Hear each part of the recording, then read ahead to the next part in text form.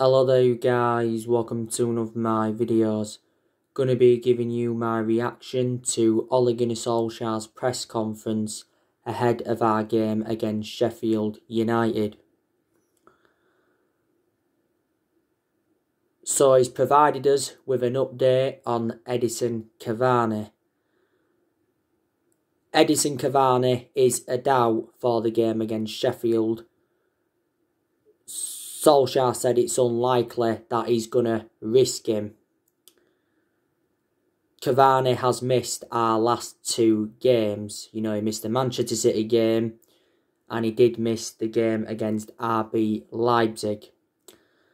Edinson Cavani has enjoyed a fantastic start to his Manchester United career. A few weeks ago, he came off the bench and scored twice against Southampton. Also got an assist, so he changed the complexion of that game. Cavani obviously scored his first goal for the club in our 3-1 win against Everton. And he almost scored with his first touch against Chelsea, and that was his Premier League debut. I said when we got Edinson Cavani, he will be the next Zlatan Ibrahimovic. Ole Gunnar Solsjaer has also said that unpredictable results will continue all season. Because obviously we have had shock results. Obviously City drew yesterday with West Brom. Chelsea obviously lost to Wolves 2-1.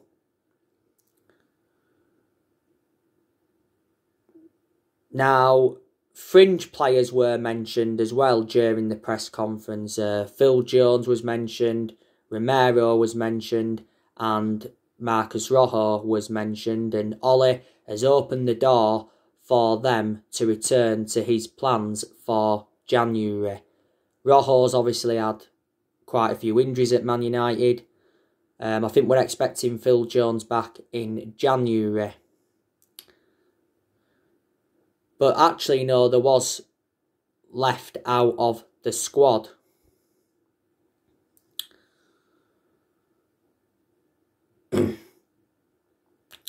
Solskjaer has also defended his formation changes in some games this season.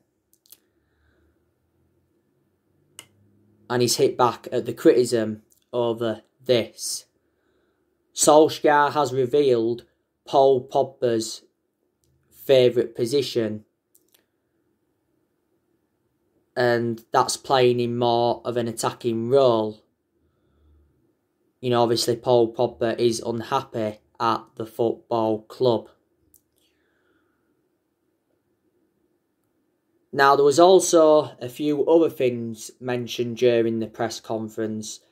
At the beginning, Dean Henderson was mentioned, and this was Ole Gunnar Solskjaer on Dean Henderson. He said, well, it just shows how beneficial some loan deals are. Dean has worked his way up through the ranks, through the system in the 2 years at Sheffield United. It's made him come back as a mature quality goalkeeper, had experience with a great promotion, and his year in the Premier League was valuable for us and him. He's made his England debut. He's learning more and more. The Manchester United style, our play is a bit different, have a couple of different demands of him, but we're very grateful to Sheffield United and Chris that they give him a chance to develop as they did. I think actually Dean Henderson could possibly start the game tomorrow. I think David De Gea will go in goal. But if Dean Henderson starts tomorrow, he'll be reuniting with Sheffield United. And I think at some point, Dean Henderson will become our number one. He's reliable enough now to become our number one. Don't forget, during the summer transfer window, he committed his future with Man United because he signed a 6-year contract worth 120 grand a week. A few weeks ago, though, there was rumours of him going out on loan next year. Also, too, during the press conference, if I can scroll up to it.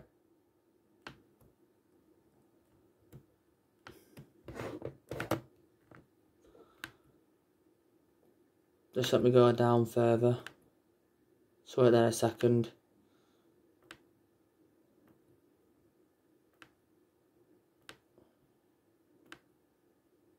So wait there in a minute. This Ole Gunnar Solsjaer reacted to Slaven Bilic's sacking. West Brom did recently sack him, didn't they? And this is what he said anyway. He says, well, I think these times in a pandemic and what has happened has made everyone sit back and think. I'm very sad to hear Slaven has lost his job. Done great getting them promotion. I've known him years. I'm sure he'll be back soon. Hopefully more and more clubs think long term. It's a long term business, needs short term results, but continuity is the key to success and patience. So that's what he said on that.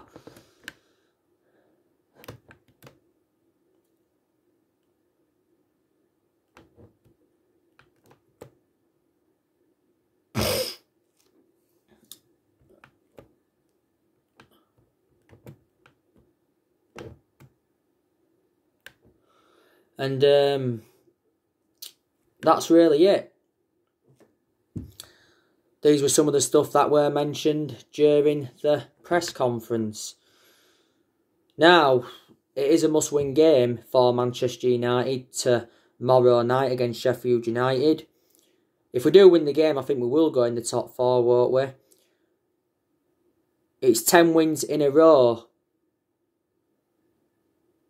away from home in the league if we do beat Sheffield tomorrow night, because we have won our last 9 away games in a row in the Premier League, and we haven't lost away from home in the Premier League since January. So we've gone almost a year now without losing away from home in the Premier League. That's a very, very good record.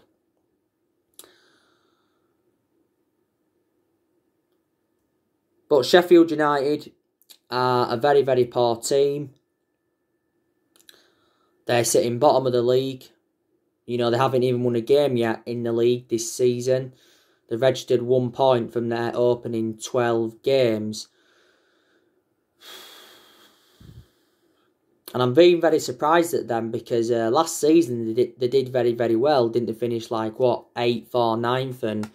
And Chris Wilder's done pretty well with Sheffield up until this season. You know, he's got them all the way from League One to the Premier League. Ollie also mentioned Chris Wilder, I think, during the press conference, mentioning that he can handle the pressure. Obviously, before Chris Wilder was at Sheffield United, you know, he was at Northampton, Oxford, and he's managed Halifax and Alfred Town before. Sheffield United have failed to win any of their last 7 league games at Bramall Lane. The game at Bramall Lane last season was 3-3. Don't forget we overcame a 2-goal deficit.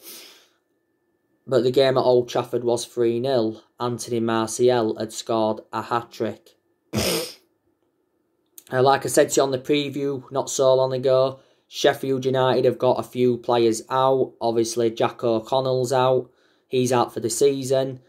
They've also got Keane Bryan out. And I think Oliver McBurney's a doubt, and he's one of Sheffield United's key players. I think I heard that Simon Moore was a doubt as well. But they've got some good players of Sheffield United. You know, they've obviously got Norwood's one of their key players. Like I said, Oliver McBurney, you know, John Fleck's one of their key players. Musset, he's one of their key players. They've got that, is it Sander Berg? I think he was also mentioned during the press conference. I think Ollie praised him. I think he's been a good signing for Sheffield United, to be fair. They've got Billy Sharp, one of their key players. McGoldrick, you know, he's one of their key players as well. They've got that Lundstrom. So, yeah. After Sheffield United, we are at home to Leeds. That is on Sunday. That's a massive game for Manchester United because the old rivalry's back. But it won't be easy against Leeds because Leeds' football this season has been expansive. And they've got a good manager in Marcelo Bielsa. And they've obviously got some good players. You know, they've obviously got Diego Llorente. Good news is he's out for Sunday. Leeds got him during the summer. Rodrigo, I've heard a lot of Leeds fans say that he hasn't really made an impact since he went there, but don't forget he did have COVID, didn't he? Leeds got Rodrigo during the summer. They've got Patrick Bamford, one of their key players, you know, probably their best player or one of their best players. They've obviously got Alioski, Rafinha, they got him during the summer. Robin Koch, he's out until January, so he won't be playing Sunday. They got Robin Koch during the summer as well, didn't they? They've obviously got Berardi, he's out with injury. They've got Adam Forshaw, he's out with injury. They've got Stuart Dallas as well. They've got Click, he's made an impact at Leeds, to be fair. They've got Calvin Phillips, he came back not so long ago. They've got Liam Cooper. And it's going to be the first Premier League meeting between Man United and Leeds since 2004. So, yeah. And Leeds were relegated back in 2004 because they lost all the money, and they was out of the top flight for a good 16 years or so, but Leeds won the championship last season. That was their first trophy in 28 years. Last time they won the trophy before last season was back in 1992 when they won the old First Division. The last time we played Leeds, by the way, was in pre-season of the summer of 2019. Beat them in Australia 4-0. Played them back in the League Cup in 2011, beat them 3-0 and lost to them in the FA Cup third round back in 2010. You know, Jermaine Beckford had scored that goal. I think Leeds are sitting, 14th at the moment in the Premier League. After Leeds, we've got Everton. That's in the Carabao Cup. That's going to be a hard game for us. And then it's Leicester after that. So games are coming up thick and fast for Manchester United. So it is very imperative that we do keep players fit. You know, Solsjaer knows how important that is.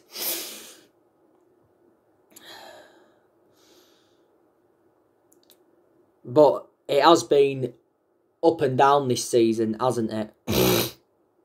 You know, because we've obviously had good results and we've also had bad results as well. It's disappointing that we're no longer in the Champions League. You know, obviously now we are back in the Europa League. That's not good enough to our standards. You know, we should be in the Champions League, really. And I thought we'd have got to knockout stages of the Champions League because we enjoyed a fantastic start in Europe. You know, went and won at Paris 2-1. You know, we're beating RB Leipzig at home 5-0. You know, we beaten Başakşehir 4-1. So after that, we only needed 2 points from our 2 remaining games, and obviously we didn't do that. But I think in the 3-2 loss to RB Leipzig, it was our defensive errors that cost us. And I think it was Solskjaer's decision-making that cost us, because his decision-making is very, very poor. I don't think Ole Gunnar Solskjaer is the long-term manager for Manchester United. Like I've said so many times, Solskjaer will not lead this club to long-term success. I hope I'm wrong, but I just can't see it happening. Solskjaer said a few weeks ago that actually his priority is leading the club to long-term success, because he was discussing his contract situation at Man United, and he just basically came out and said, you know, that a new contract is not his priority at the moment. I think Ole is more than halfway through his 3-year deal. He's under contract with Man United until 2022. And Ole Gunnar Solskjaer has recently said that Man United can win the Premier League. That won't happen this season, I don't think. You know, we haven't won the Premier League since 2013. So we've gone like now 8 years without winning it. Now, it's actually recently said that we have identified 4 signings for the summer transfer window to overhaul our squad. So that means we're not going to get any in January. We're going to wait until the summer. We need a centre-half and we also need a right winger. They are the two priorities, aren't they? But Woodward has come out several times to support Solsjaer, and he's obviously backing him because, quite frankly, during the summer transfer window, Solsjaer was not backed enough. None of our managers have been backed enough since Alex Ferguson left, and this is one of the main explanations why the board's been one of the biggest problems at the club. Obviously, Ollie's one of the biggest problems at the club. I think our defence is a problem as well because obviously we do leak goals.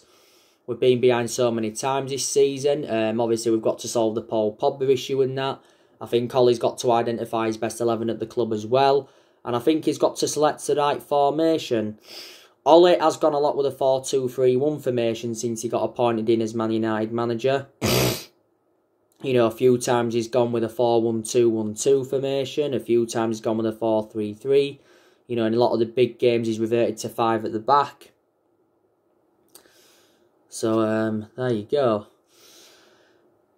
Ole Gunnar Solskjaer has been Manchester United manager now for 2 years. It's nearly now his 2-year anniversary. And this is his second full season. And I always said, didn't I, this was always going to be a big season for Ole. And if we could finish in the top 4 this season, and if we could win a trophy, that would represent a very, very good season for Man United. Then that would give us something to build on, wouldn't it? But I just think, like I've said before, Ollie's out of his depth at the club, and he hasn't got that proven pedigree as a manager. And I just think we need a manager in with more experience and a manager, you know, at the top level. And obviously, Mauricio Pochettino's been on our agenda a few times. Massimiliano Allegri, he's been on our agenda a couple of times. A few weeks ago, Julian Nagelsmann was on our agenda.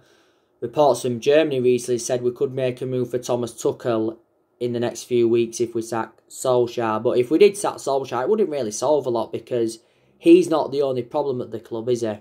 Like I've already said. I think we will sack him eventually, just not at this moment in time. I think he'll probably still be Man United manager in the new year. Could still be Man United manager at the end of this season. It all depends on like how results go and that. I have, you know, taken quite a few positives from, you know, his tenure at Man United. Like I've said, you know, he's made good signings since he got appointed in as Man United manager. You know, he's spent, over £200 million at the club, and he's endured 4 transfer windows. Obviously, in the summer of 2019, he brought Daniel James and Wan-Bissaka and Harry Maguire in. In January, he brought Bruno Fernandes in, and he brought Odin Igalo in on loan. And in the summer transfer window of this year, he brought Donny van der Beek in, Alex Telles, Edison Cavani, Facundo Pellistri and Amad Traore. We got 4 of those players on deadline day in the summer transfer window of this year.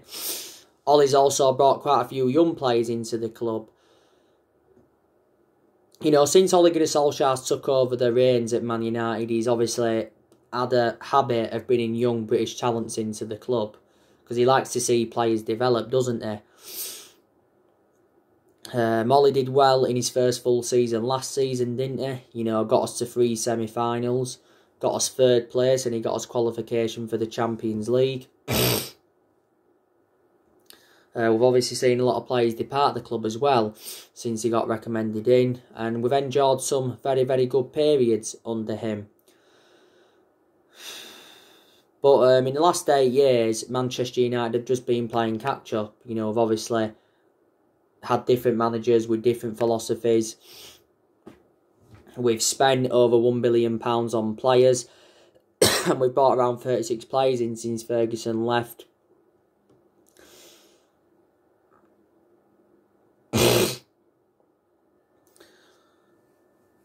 You know, we've only won, 4 trophies since Fergie left as well. That was the FA Cup under Van Gaal and the Europa League, the League Cup and the Community Shield under Mourinho. So it just proves how inconsistent we have been. But we haven't dominated English football since the Sir Alex Ferguson era. Now, there is, good players at Manchester United, like I've said. I think, obviously, Bruno Fernandes is very, very good.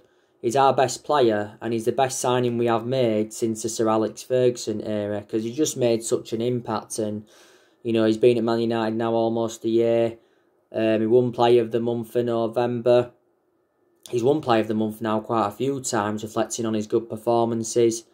After the 3-1 win against West Ham, it said we was preparing to offer Bruno Fernandes a new contract worth £200,000 a week, doubling his current wages.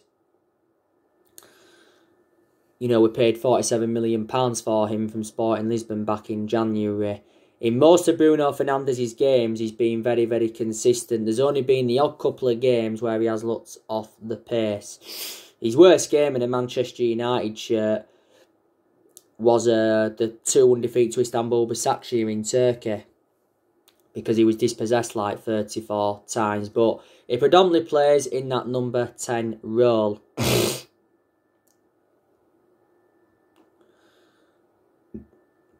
Now, Donny van der Beek, he's obviously a very, very good player. I think he should be playing tomorrow against Sheffield. And I think Bruno Fernandes should be given a rest because he's played far too many games. But yeah, Van der Beek so far has made 2 starts in the Premier League. He started against West Ham the other week, and he started against Southampton. That was his full Premier League debut for the club. Van der Beek's more effective in a deeper role, innit? But he can play in like 3 different roles. We paid £40 million for him from Ajax. I think Fred's also a good player. He's really impressed me this season as Fred. We haven't dropped him much, have we, Fred? But I just like the way he's attacked Fred. I like the way he's broke up the play. At times he's dictated the play well. But there's been a couple of games where he has looked off the pace. Fred was obviously poor against PSG at Old Trafford. He obviously got sent off because he received 2 yellow cards. But it was an awful decision by Solsjaer to not take Fred off at half-time. So Fred didn't play against Leipzig because obviously he was suspended. We paid £47 million for him from Shakhtar Donetsk. I think he's a good player as well, Marcus Rashford. One of our best players. Marcus Rashford has been part of the club for several years. Rashford's been a United player since the age of 7, and he's been in our senior squad since 2016. So he's been in our senior squad now for a good 4.5 years or something like that. Sometimes we play Rashford out wide and sometimes we play him centrally. I prefer him out wide because that's where he's more effective. But Rashford's finishing's improved. He gets very good runs in behind. Fantastic. He's had a couple of bad games though this season. He weren't so good against City and he wasn't that good against West Brom. Like I said, Edison Cavani's also very, very good. Mason Greenwood's also a good player. He's done well recently. For a lot of this season so far, though, I haven't really had much of a perception on him because Greenwood's obviously had personal issues. He obviously had injuries. He was out with illness at one point. Ollie's been defending Mason Greenwood a lot this season.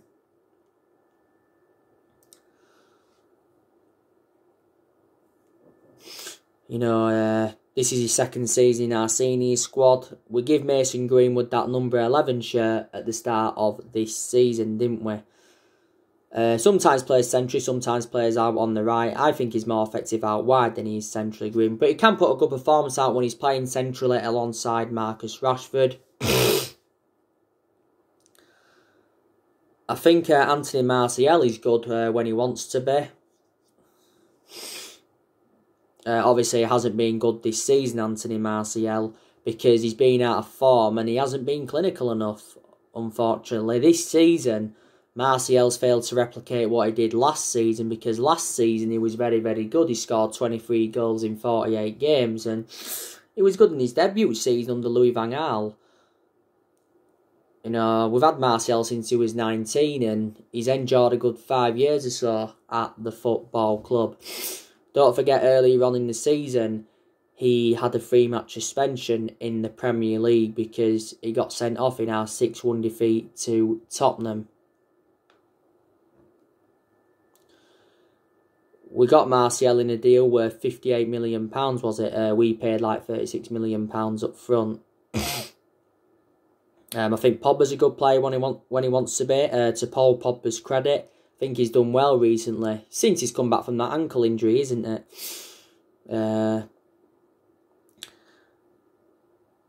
I think that Luke Shaw's a good player as well. He's enjoyed poor games as a Man United player, obviously.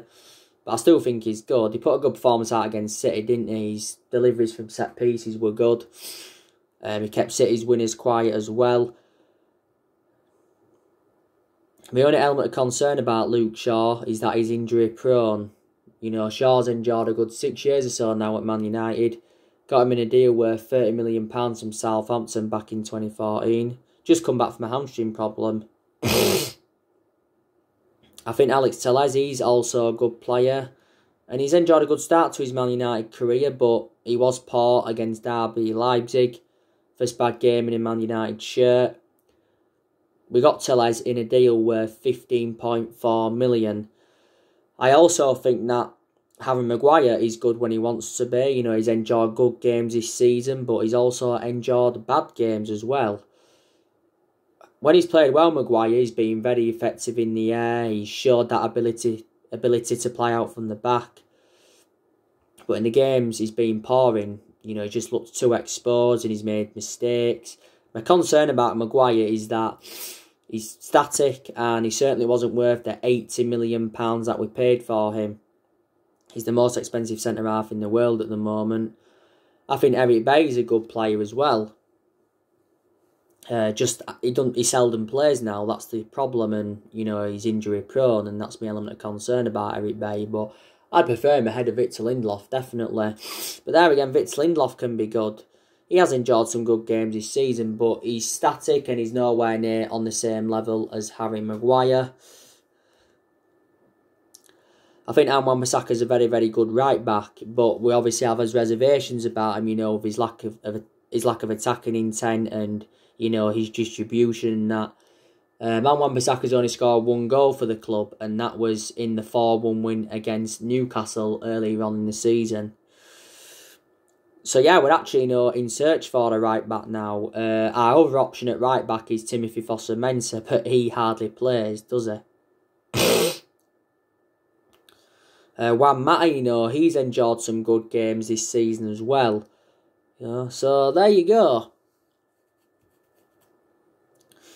And what's going to be happening with Facundo Pellistri? I think at some point he's got to make his first team debut for the club. I thought he was going to be involved against West Ham the other week because there was reports saying that. He has been playing for the under-23s as Facundo Pellistri. I haven't really watched him play. You know, what's going to happen with Amad Traore when he comes in January? Is he going to get straight into the first team, or is he going to go into the reserve team and work his way up to the first team? Ollie says he hopes that Amad Traore will obtain a work permit so he can come to the club in January. I think we got him in a deal, was it with like 38, 39 million? We're paying like 19 million up front with add-ons included. So there you go. So now guys, that's everything to update you today. Drop your comments, likes below on the channel. If you do, consider subscribe as always, and take care. God bless. See you all again very, very soon. Thanks for watching, guys.